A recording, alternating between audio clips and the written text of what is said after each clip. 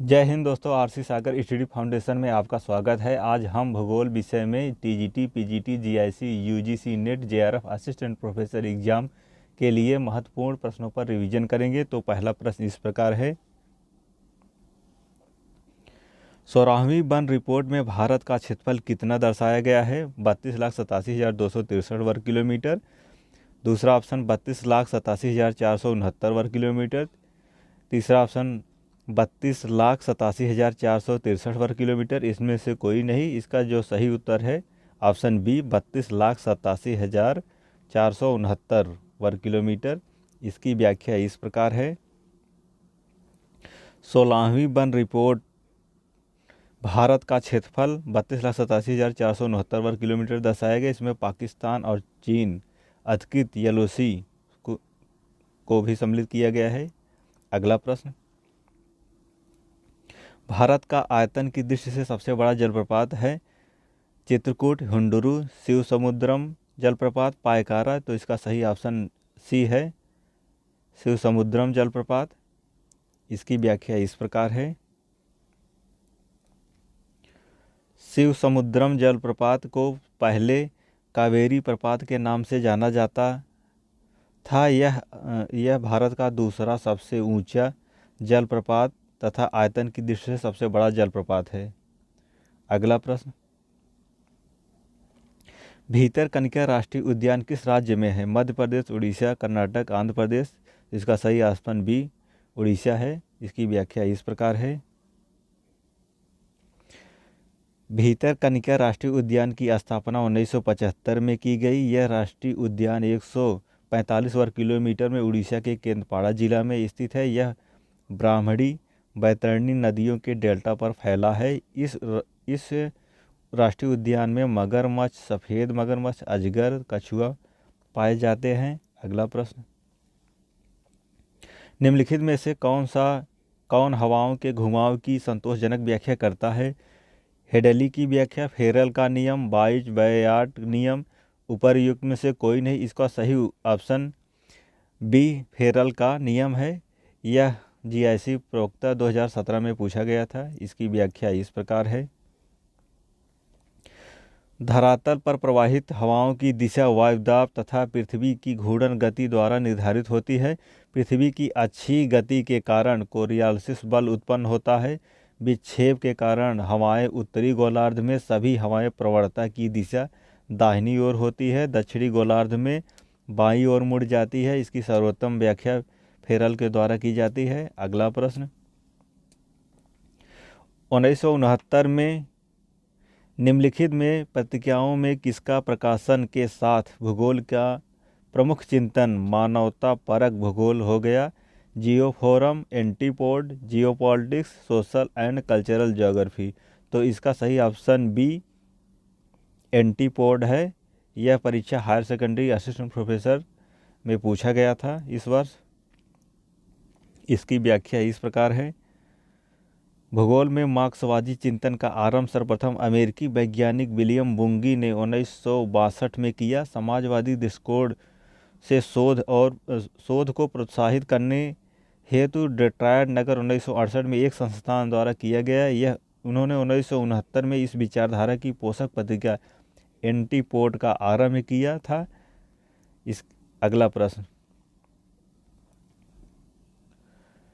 प्रवाल के संदर्भ में निम्नलिखित कथनों में से कौन सा से सही हैं? पहला, प्रवाल मुख्य रूप से उष्णकटिबंधीय महासागरों में समुद्रों में पाए जाते हैं। औसतन तापमान 20 सेंटीग्रेड से 21 सेंटीग्रेड के बीच होता है। दूसरा ऑप्शन, 30% और 34% के बीच समुद्री लवणता वाले प्रभाव क्षेत्र में वृद्धि और विकास के लिए आदर्श है। नीचे दिए गए कूट से सही उत्तर चुनिए, केवल एक, केवल दो, एक और दोनों, ना एक ना दो। तो इसका सही ऑप्शन ए केवल एक है। इसकी व्याख्या इस प्रकार है, प्रवाल मुख्य रूप से उष्णकटिबंधीय महासागरों में पाए जाते हैं क्योंकि जीवित रहने के लिए उच्च तापमान 20 से 21 सेंटीग्रेड आवश्यकता होती है। प्रवाल समुचित विकास के लिए औसतन लवणता 27 से 30 होनी चाहिए। अगला प्रश्न, विली विली किस प्रकार का तूफान है? शीतोष्णकटिबंधीय तूफान, समशीतोष्णकटिबंधीय, उष्णकटिबंधीय, ध्रुवीय।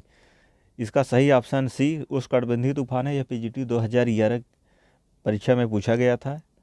इसकी व्याख्या इस प्रकार है। विली विली नामक चक्रवात उष्णकटिबंधीय चक्रवात हिंद महासागर एवं पश्चिमी दक्षिणी प्रशांत महासागर से संबंधित है। ऑस्ट्रेलिया में इसे विली विली के नाम से जानते हैं। अगला प्रश्न, वह कृषि पद्धति जिसे कृषक अपने तथा अपने परिवार के भरण पोषण के लिए फसलें उगाता है, स्थानांतरित कृषि कहलाती है, जीविकोपार्जित कृषि कहलाती है, गहन कृषि कहलाती है, मिश्रित कृषि कहलाती है। इसका सही ऑप्शन बी जीविकोपार्जित कृषि कहलाती है। यह परीक्षा पीजीटी परीक्षा 2003 में पूछा गया था। इसकी व्याख्या इस प्रकार है। वह कृषि पद्धति जिसे कृषक अपने और अपने परिवार के भरण पोषण के लिए फसलें उगाता है, जिसे जीविकोपार्जित कृषि या निर्वाह कृषि कहा जाता है। यह कृषि स्थानांतरित स्थानबद्ध दोनों प्रकार की होती है। अगला प्रश्न, निम्नलिखित में से कौन वायुमंडलीय ऊर्जा का स्रोत है? पहला, बादलों के नीचे की ओर अवरक्त विकिरण उत्सर्जित होता है। ऑप्शन बी, दृष्टव्य विकिरण अंतरिक्ष में ऊपर बिखरा हुआ है। ऑप्शन सी, गुप्त ऊष्मा स्रावित होती है। डी, पृथ्वी और वायुमंडल का एल्बिडो। इसका सही ऑप्शन सी, गुप्त ऊष्मा स्रावित होती है। यूजीसी नेट 2016 में यह क्वेश्चन पूछा गया था। इसकी व्याख्या इस प्रकार है। जलवाष्पों में विद्यमान गुप्त ऊष्मा वायुमंडलीय ऊर्जा का सूचक है। इन्हें चक्रवातों को ऊर्जा प्राप्त होती है। अगला प्रश्न, निम्नलिखित में से किसका निर्माण विवर्तनिक शक्तियों के परिणाम स्वरूप होता है? निलंबित घाटी, वी आकार की घाटी, रिफ्ट घाटी, अंधी घाटी। इसका सही ऑप्शन रिफ्ट घाटी है। यूजीसी नेट 2013 में यह क्वेश्चन पूछा गया था। इसकी व्याख्या इस प्रकार है। जब समानांतर भ्रंशों के मध्यवर्ती भाग नीचे धंस जाता है तो उसे द्रोणी या भ्रंश घाटी, रिफ्ट घाटी कहते हैं, जो विवर्तनिक क्रिया द्वारा उत्पन्न होता है। अगला प्रश्न, प्राकृतिक जनसंख्या वृद्धि निम्नलिखित प्रकार है। जन्म, मृत्यु, जनन क्षमता तथा मृत्यु दर, प्रव्रजन। इसका सही ऑप्शन सी, जनसंख्या क्षमता तथा जनन क्षमता तथा मृत्यु दर है। यह परीक्षा यूजीसी नेट 2009 में पूछा गया था। इसकी व्याख्या इस प्रकार है।